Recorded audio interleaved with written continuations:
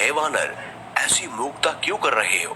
प्यास लगने पर कुआं खोद रहे हो, जबकि इसके लिए तुम्हें पहले ही प्रबंध कर लेना चाहिए था। ये सुनकर हनुमान जी रूपी वानर ने मछिंद्रनाथ जी से पूछा, शक्ति की बात करने वाले आखिर आप है कौन? मछिंद्रनाथ जी बोले, मैं एक सिद्ध योगी हूँ और मुझे मंत्र की शक्तियां प्राप्त है। साथ ही स्वयं भगवान शिव का आशीर्वाद भी मेरे साथ है।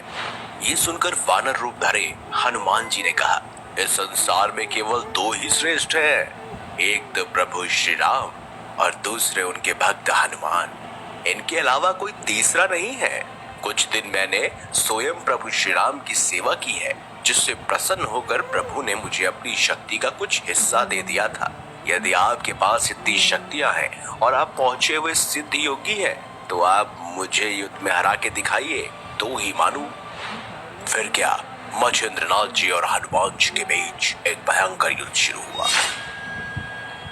यहाँ वानर रूप धरे हनुमान जी पहाड़ के छोटे छोटे टुकड़े उठाकर मछिंद्रनाथ जी की तरफ फेंकते, तो मछिंद्रनाथ जी अपने मंत्रों की शक्ति द्वारा उन्हें हवा में ही रोक देते और फिर उन पहाड़ों को वापस हनुमान जी की तरफ फेंक देते।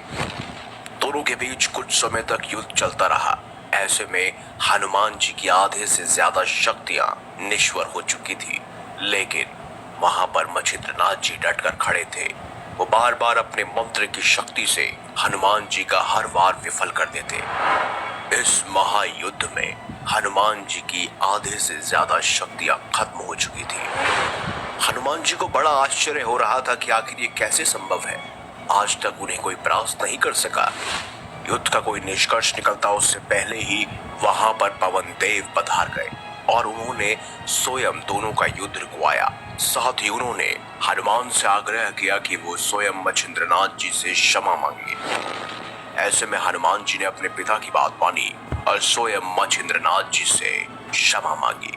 तो दोस्तों, इस प्रकार स्वयं मछिंद्रनाथ जी से हनुमान जी हार गए थे और वही एकमात्र ऋषि या योद्धा कह लीजिए जिनसे पवन पुत्र हनुमान की हार हुई थी। अगर आपको हमारी ये खास जानकारी वीडियो अच्छी लगी है तो इस वीडियो को लाइक करें, हमारे